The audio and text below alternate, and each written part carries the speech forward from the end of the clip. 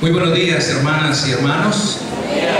Muy buenos días igualmente a las personas que nos ven y nos oyen a través de la internet. Yo quisiera saber en esta mañana si hay alguien aquí a quien le gustaría ser rico. ¿Alguien? Bueno, para ustedes que se atrevieron a levantar su mano, no les tengo muy buenas noticias. Porque si bien Antonio Cervantes, Kid Pambelé, quizás el boxeador colombiano más conocido, no solamente por su capacidad de dar puños, sino lamentablemente por su adicción a las drogas, hace algunos años acuñó una frase que le hizo aún más famoso. Dijo él: es mejor ser rico que pobre. Es mejor ser rico que pobre. Y una de las razones por las que esta frase se hizo célebre es porque aparentemente es obvio. Sin embargo, de acuerdo con las enseñanzas del Señor Jesús, sintetizadas magistralmente por el evangelista Mateo en el Sermón del Monte y recogidas parcialmente en el Evangelio según San Lucas, es mejor ser pobre que rico. Es mejor ser pobre que rico. Y la razón por la cual es mejor ser pobre que rico es porque solamente el pobre será bienaventurado. Yo le invito a que abra su Biblia, por favor, en el Evangelio según San Lucas, el capítulo 6, uno de los capítulos que estuvimos estudiando esta semana dentro de la serie que estamos trayendo por 20 semanas, basada en el Evangelio según San Lucas. Lucas capítulo 6, versículos 20 al 23. Dice la Biblia que alzando los ojos hacia sus discípulos, ¿alzando quién? Jesús, sus ojos hacia sus discípulos, decía, ¿qué decía? Bienaventurados vosotros los pobres, porque vuestro es el reino de Dios. Bienaventurados los que ahora tenéis hambre, porque seréis saciados. Bienaventurados los que ahora lloráis, porque reiréis. Bienaventurados seréis cuando los hombres os aborrezcan y cuando os aparten de sí y os vituperen y desechen vuestro nombre como malo por causa del Hijo del Hombre. Gozaos en aquel día y alegraos, porque he aquí vuestro galardón es grande en los cielos, porque así hacían sus padres con los profetas. Pero antes de hablarle de las virtudes del pobre y de sus bienaventuranzas, pongámonos de acuerdo acerca de quiénes y de qué estamos hablando. Porque a la luz de la Biblia, el pobre en espíritu no es necesariamente el pobre económicamente hablando. Usted es pobre en espíritu cuando, teniendo pocos o muchos bienes de este mundo, reconoce su necesidad absoluta de Dios, recibe la salvación por pura gracia y vive agradecido con las misericordias de Dios en su vida. El reformador Calvino decía: solo quien se ha reducido a sí mismo a nada y descansa en la gracia de Dios es pobre en espíritu. Y la Biblia está llena de ejemplos de pobres en espíritu. Uno de ellos es el publicano de la parábola, ¿recuerdan? Este publicano, dice la Biblia, que ni siquiera se atrevía a levantar sus ojos al cielo, solo oraba diciendo: sé propicio a mí, pecador. Un niño es otro buen ejemplo de alguien que es pobre en espíritu, porque es alguien que depende y confía absolutamente en su padre. Ese es un pobre en espíritu. Por otro lado, la palabra bienaventurado en el original significa, ustedes lo recuerdan muy bien, significa 3 veces feliz, dichoso, feliz, bendito. Pero esta felicidad no es una felicidad pasajera o que depende de las circunstancias, sino de la certeza de estar bajo el favor de Dios. Yo quiero decirle que esa debe ser su condición permanente si usted es un verdadero hijo de Dios y un verdadero discípulo de Cristo. La bienaventuranza del pobre en espíritu es que de él es el reino de los cielos. El reino de los cielos o el reino de Dios es, por así decirlo, de la manera más sencilla, un territorio espiritual al cual usted entra al recibir a Jesucristo como su Salvador y al someterse al reinado de Dios en su vida. El reino de Dios es el reinado de Dios en su vida. ¿Cuáles son los rasgos del pobre en espíritu? Y aquí le invito a que abra su Biblia en el pasaje paralelo al de Lucas que hemos leído, en el Evangelio según San Mateo, capítulo 5, versículos 1 al 12. Evangelio según San Mateo, capítulo 5, versículos 1 al 12. Versículo 3. Bienaventurados los pobres en espíritu, porque de ellos es el reino de los cielos. Y comienza entonces la descripción de los rasgos del pobre en espíritu. Lea conmigo, por favor, el versículo 4. Bienaventurados los que lloran, porque ellos recibirán consolación. El pobre en espíritu llora de corazón. Fíjense, dice, bienaventurados los que lloran, no dice los llorones. Literalmente los que lloran se refiere a aquellos que se afligen o están tristes, porque ellos recibirán consolación. Déjeme preguntarle en esta mañana, ¿qué tanto llora usted? ¿Por cuáles razones llora? ¿Por qué lloran los pobres en espíritu a la luz de la Biblia? La razón es parecida a la misma por la cual lloran los guaduales. ¿Por qué lloran los guaduales? Porque también tienen alma. Bueno, pues si usted es pobre en espíritu, usted llorará por su propio pecado.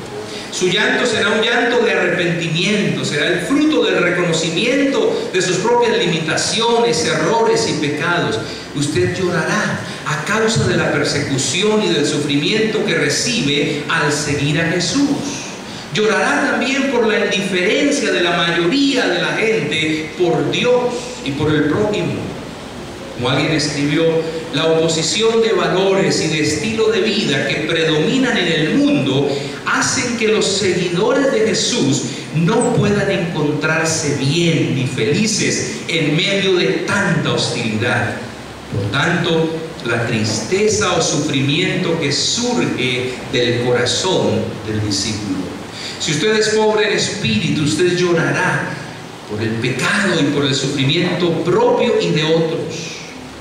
¿Saben ustedes que Jesús lloró? Y lloró como fruto de su propio dolor y el de las hermanas de Lázaro ante la tumba de su amigo.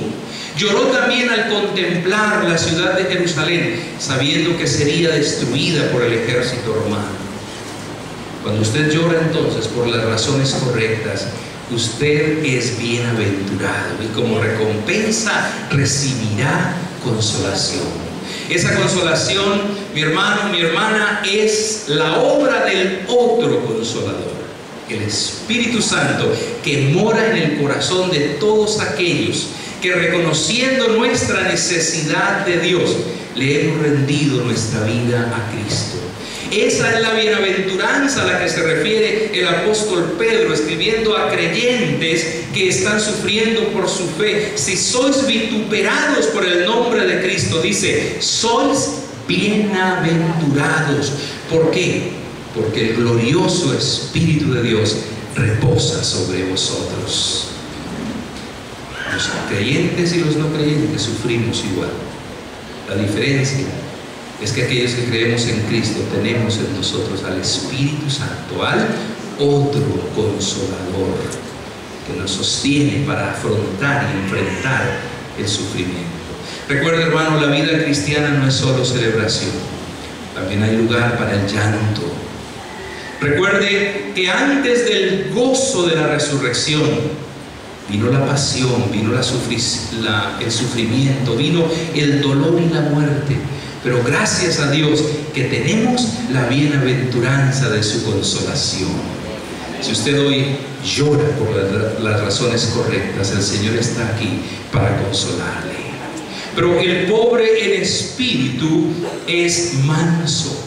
Dice la Biblia, sígame en la lectura del Evangelio según San Mateo, capítulo 5, versículo 5. Bienaventurados los mansos. Y otra vez la Biblia es precisa, no dice bienaventurados los mensos, no, bienaventurados los mansos, porque ellos recibirán la tierra por heredad. Es que el pobre en espíritu es de un carácter humilde, considerado, es alguien que ejercita el dominio propio en su vida. Como dijo un predicador, la mansedumbre es básicamente tener una idea adecuada de uno mismo, la cual se manifiesta en la actitud y conducta que tenemos respecto de otros. El verdadero manso es el que vive sorprendido de que Dios y los hombres puedan pensar tan bien de él y lo traten tan bien como lo tratan. Esto lo hace una persona gentil, humilde, sensible, paciente en todas sus relaciones con los demás. ¿Y qué mejor modelo de hombre manso que Jesús mismo? ¿No les parece, hermanos? El evangelista Mateo usa 2 veces más este término en su evangelio para referirse al carácter de Jesús, a su compasión, a su bondad, a su misericordia, a la carencia de violencia en él. Usted es manso cuando permite la guianza de Dios en su vida. Esa es precisamente la cualidad que le permite a las ovejas ser guiadas por un pastor. Y esa es la razón por la cual se las compara con los creyentes en Cristo. Usted es pobre en espíritu cuando descansa en la fortaleza de ser guiado por uno más sabio y más grande que usted, Dios, el buen pastor. ¿Sabe cuál será su recompensa?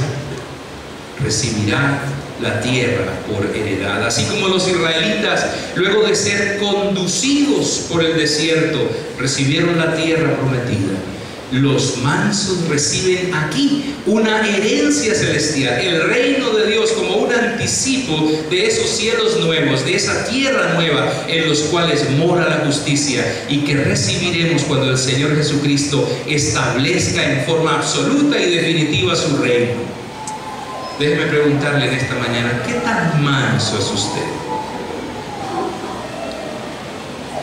Y entonces invitarle a aceptar la invitación de Jesús. Venid a mí todos los que estáis trabajados y cargados, y yo os haré descansar. Llevad mi yugo sobre vosotros y aprended de mí, que soy manso y humilde de corazón, y entonces hallaréis descanso para vuestras almas, porque mi yugo es fácil y ligera mi carga. Pero el pobre en espíritu es igualmente justo. Acompáñenme en la lectura del versículo 6, por favor. Bienaventurados los que tienen hambre y sed ¿de qué? De justicia. ¿Por qué? Porque ellos serán saciados. ¿Ha sentido usted hambre o sed alguna vez? Bueno, entonces usted podrá entender la profundidad de esta declaración. Los pobres en lo material tienen hambre y sed de comida y de bebida, pero los pobres en espíritu tenemos hambre y sed de justicia, porque anhelamos ser como Jesús, justos en su carácter como Él lo fue. Bienaventurados, dice, los que tienen hambre y sed de justicia. Esta expresión sumamente gráfica refleja más que un simple apetito. define una necesidad existencial. Es la profundidad del deseo de vivir la justicia que caracteriza al pobre en espíritu.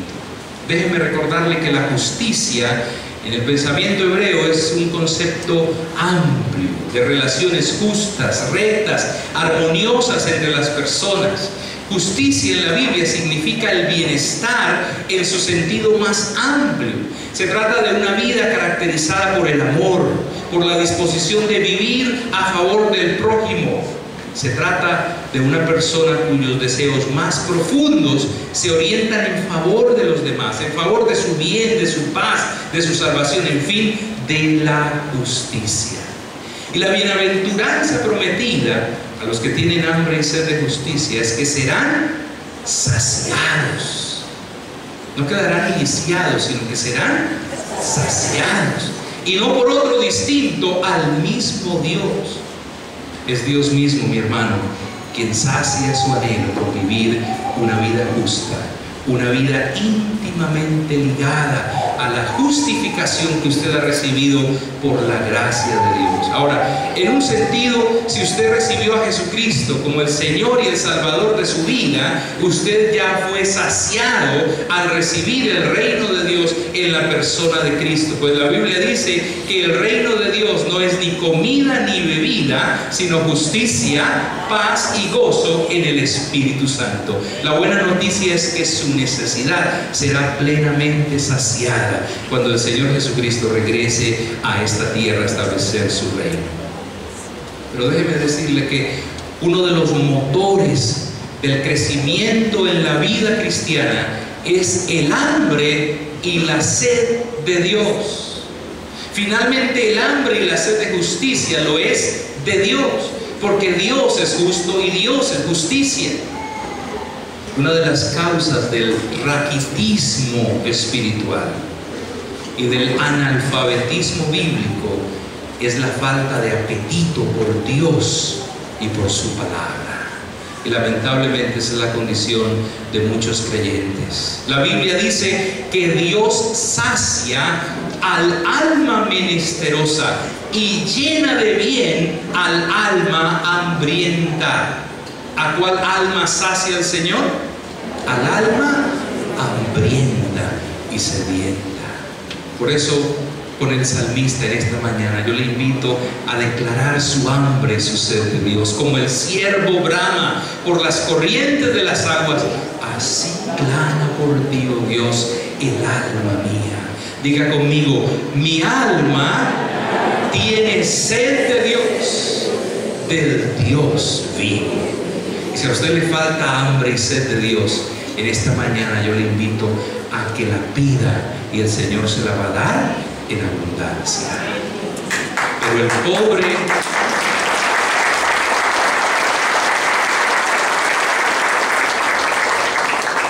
pobre en espíritu es alguien misericordioso.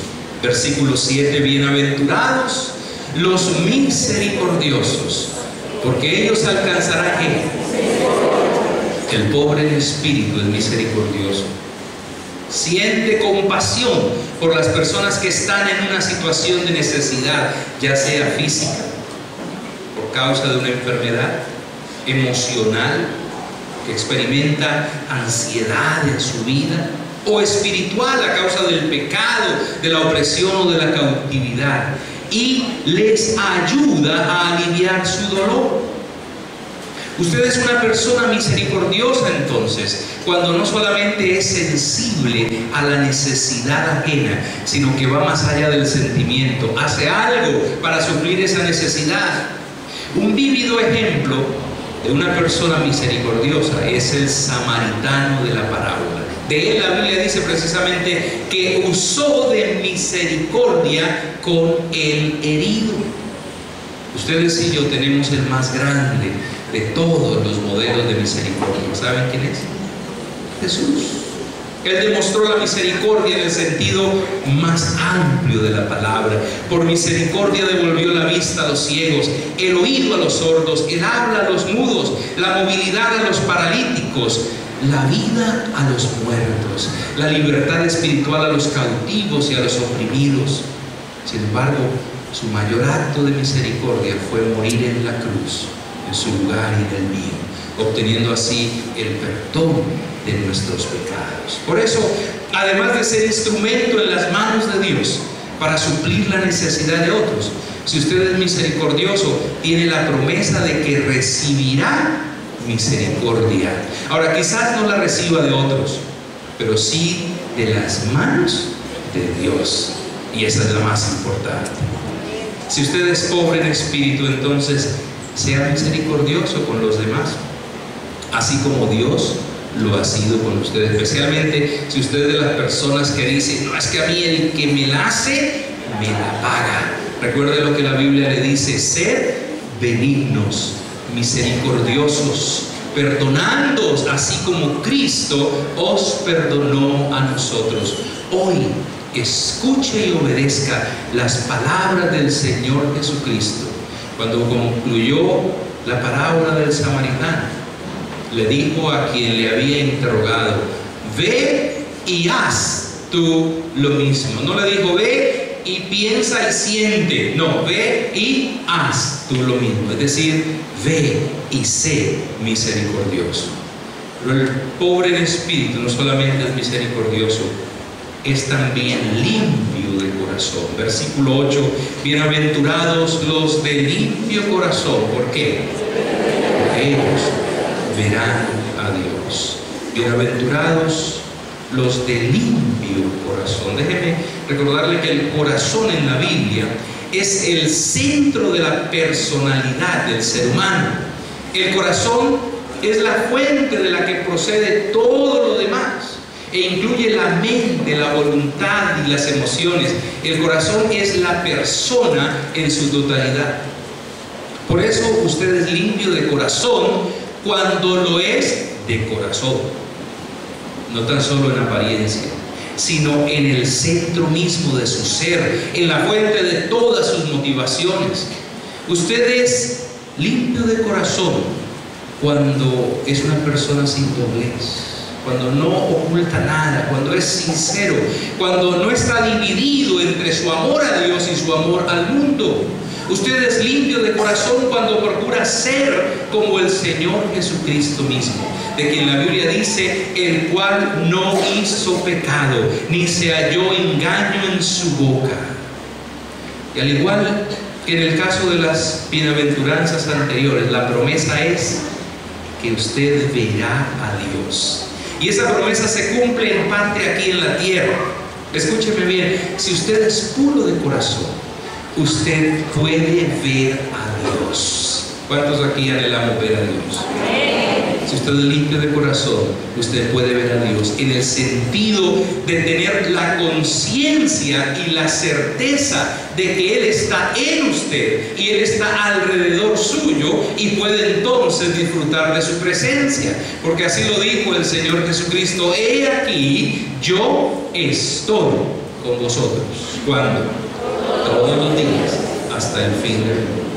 Pero usted también puede verlo en lo que ocurre a su alrededor, en su propia experiencia, en el trato benigno de Dios para con usted.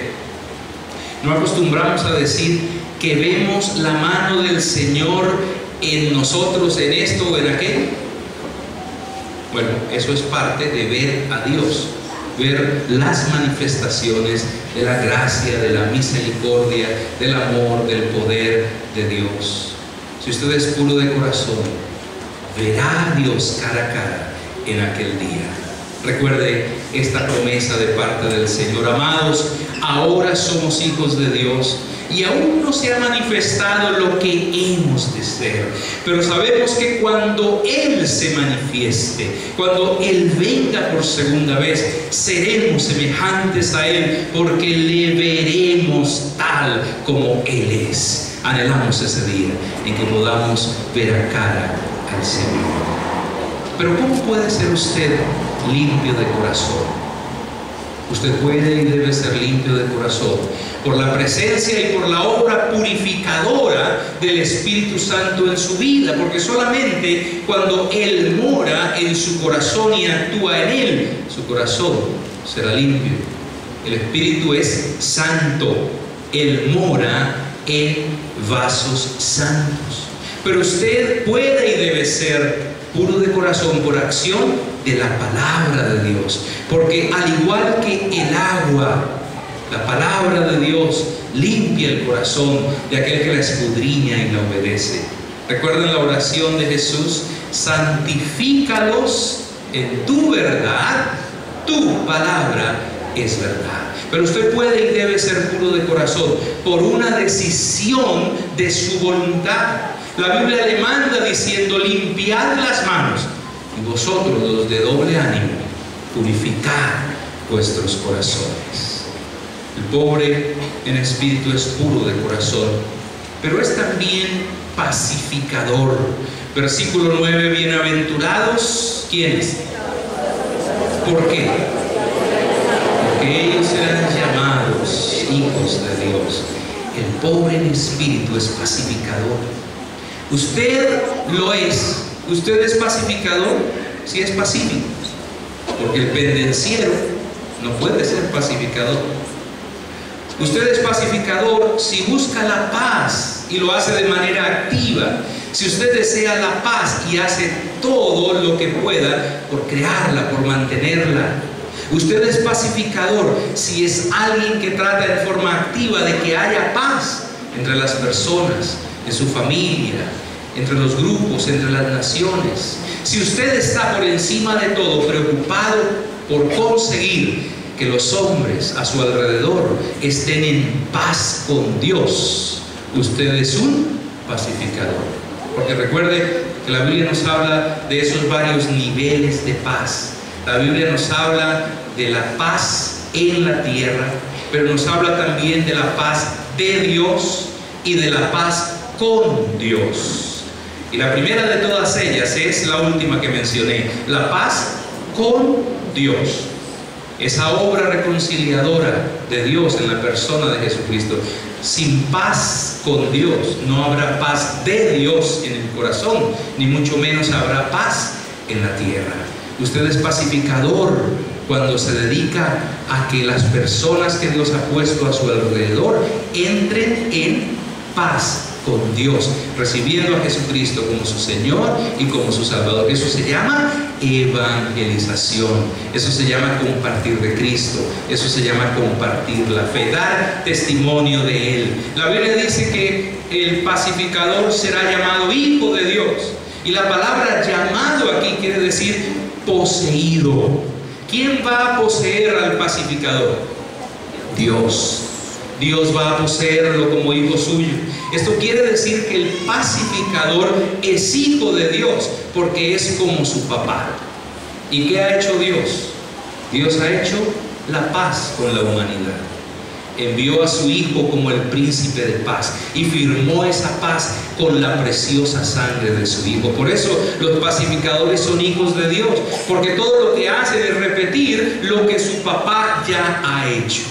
Ahora, ¿cómo puede ser usted un pacificador en la vida cotidiana? Comenzando desde su casa, ejercitando el dominio propio. Cuando lo insulten, por ejemplo, lo insultan a usted de vez en cuando, también en la casa. Cuando usted reciba una ofensa y tenga la tentación de contestar, no lo haga. Es preferible que se muerda la lengua. No repita lo que se dice de un hermano o de un amigo si usted sabe que eso va a causarle daño a esa persona. De esa manera usted está siendo pacificador. Encuentre maneras de promover la paz. Difunda la paz donde quiera que usted se encuentre. Lo conseguirá siendo una persona desprendida, amable, asequible, no insistiendo en su propia dignidad, sino en la de un verdadero hijo de Dios. Haga suya la oración de aquel padre de la iglesia: hazme un instrumento de tu paz. Hazme un instrumento de tu paz. Que donde haya odio ponga yo amor. Donde haya resentimiento ponga yo perdón. Donde haya guerra traiga yo tu paz. Pero finalmente, el pobre en espíritu es sufrido. Bienaventurados, dice la Biblia, los que padecen persecución por causa de la justicia, porque de ellos es el reino de los cielos. El pobre en espíritu está dispuesto a sufrir persecución como su maestro. El mismo Señor Jesucristo lo anticipó. Acordaos de la palabra que yo os he dicho: el siervo no es mayor que su Señor. Si a mí me han perseguido, también a vosotros os perseguirán. Y con esta declaración el Señor Jesucristo estaba preparando a los apóstoles para la persecución que se desencadenó en contra de ellos y de los primeros cristianos años más adelante. De hecho, todos ellos murieron como mártires. Pero esta palabra, hermanos, es también una palabra de advertencia para usted y para mí, si nos consideramos verdaderos hijos de Dios y verdaderos discípulos de Cristo. Ahora, este sufrimiento no se trata de sufrir por sufrir, sino de hacerlo por causa de la justicia, es decir, por vivir una vida acorde al discípulo de Cristo, por ser pacificador, misericordioso, justo y manso. Porque hay personas que sufren por gusto o como consecuencia de sus propios errores y pecados. La persona que se enferma de cáncer, por ejemplo, se enferma de cáncer de los pulmones por ser un fumador empedernido toda su vida, esa es una persona que sufre como consecuencia de su propio pecado. Jesús no está hablando aquí de esa clase de sufrimiento.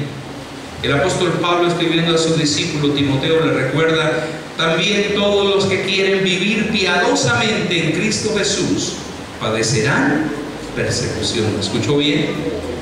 Y a los filipenses escribe: porque a vosotros os es concedido a causa de Cristo no solo que creáis en Él, sino también que padezcáis por Él. Ahora, estas fueron palabras solamente dirigidas a Timoteo y a los filipenses. No, también a usted y a mí. La pregunta es: ¿por qué somos perseguidos los justos?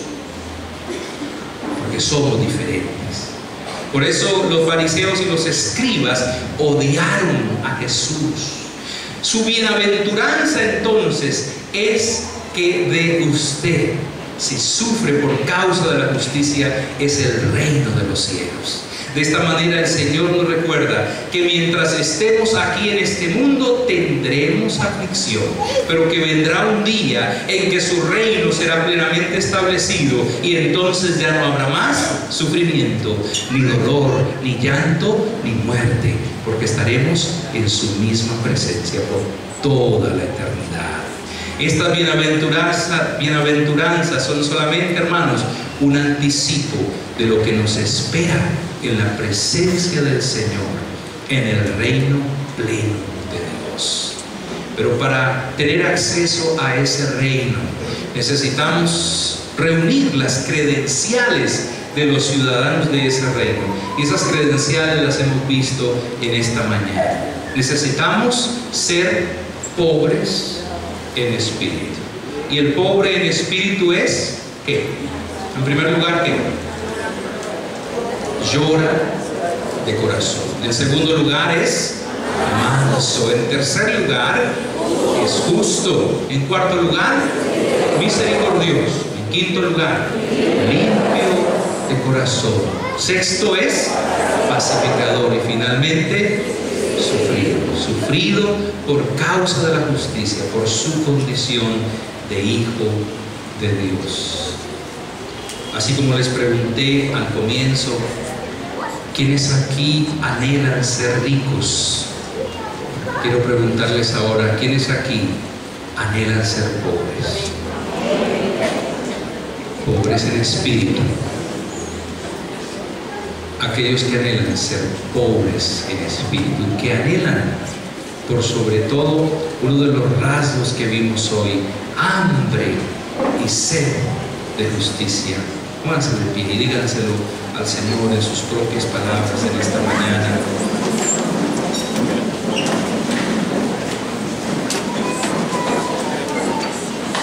Y escúcheme bien, hermano, hermana. Quizás usted tenga que comenzar su oración en este momento pidiéndole perdón al Señor, porque usted ha sido rico en el sentido negativo de la palabra, porque ha confiado en su autosuficiencia, porque no le ha dado lugar al Señor en su vida, porque no ha dependido de Él, porque se ha valido de sus propios esfuerzos, porque le ha dado crédito o más crédito a su religiosidad que a la gracia y a la misericordia de Dios, porque ha querido quizás granjearse el favor de Dios haciendo buenas obras. En esta mañana quiero decirle que todo eso es religiosidad, que todo lo que usted y yo necesitamos lo hizo ya Cristo por usted y para usted en la cruz. Él hizo provisión para que ustedes y yo seamos pobres en espíritu, y para que de esa manera entonces seamos acreedores a todas esas recompensas, a todas esas bienaventuranzas, como un anticipo de la recompensa final que nos espera en su presencia. Abra su corazón delante del Señor en esta hora. Y quizá de las varias características que hemos mencionado, hay una o dos que han apelado más a su condición en esta mañana. Yo le invito entonces a que encarne esa virtud, ese rasgo en su vida. Si hasta aquí a usted le ha costado ser una persona humilde de corazón, humíllese delante del Señor, deponga todo orgullo y autosuficiencia delante de Él y reconozca sus limitaciones y su necesidad de Él. Yo le invito igualmente en esta mañana a que usted le pida a Dios hambre y sed de Él. Esa saciedad, esa es la única saciedad que es mala, porque nos impide crecer en el conocimiento de Él y de su palabra. Dígale al Señor: Señor, manténme con hambre y con sed de ti, para que te busque permanentemente, para que anhele tu presencia, para que anhele tu palabra, Señor, para que no pueda vivir sin ella como mi alimento.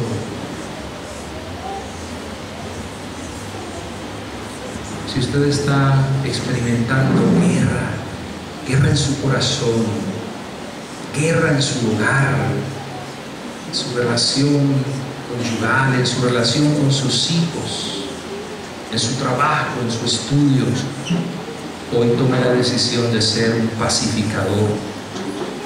Dígale al Señor: Señor, gracias que tú has hecho provisión en la cruz para que yo sea un instrumento de paz y no de guerra. Tú me diste ejemplo, ayúdame a seguirlo por el poder del Espíritu Santo. Pero quizá hay personas aquí que están llorando a causa de su propio pecado, o están llorando a causa del pecado de familiares, de seres queridos, o a causa del sufrimiento que están experimentando por su fe. Hay personas perseguidas por su fe en el mismo seno de su hogar, a quienes se burlan, a quienes afrentan por su condición de cristianos. Si ese es su caso, venga al Señor en esta mañana y reciba de Él su consolación. Bienaventurados los que lloran, porque ellos serán consolados. El Espíritu Santo está en su corazón y Él está aquí para consolarle. Deje que Él le toque en esta hora, deje que Él seque sus lágrimas, deje que Él cambie su llanto en gozo y en celebración en esta mañana. Gracias, Padre, por ministrar a aquellos que lloran en este momento. Gracias por sanar heridas, Señor, por sanarlas con el bálsamo de tu Espíritu. Venimos delante de ti como pobres en espíritu. Enriquecenos hoy con tu bienaventuranza. Recibimos consolación. Somos saciados en esta mañana de ti y de tu justicia. Somos ministrados en humildad, en la humildad de Cristo, y somos fortalecidos por el Espíritu Santo que mora en nosotros para afrontar y enfrentar el sufrimiento y cumplir la misión que nos hace encomendado. Como pobres en espíritu, vengamos esta mañana para participar entonces de la mesa del Señor. Y yo le invito a que en esta mañana, de manera simbólica, al comer el pan y al tomar el jugo de uva, usted reciba la ministración de parte del Señor. Esa ministración que hace de usted una persona pobre en espíritu y por lo mismo le permite participar de sus bienaventuranzas.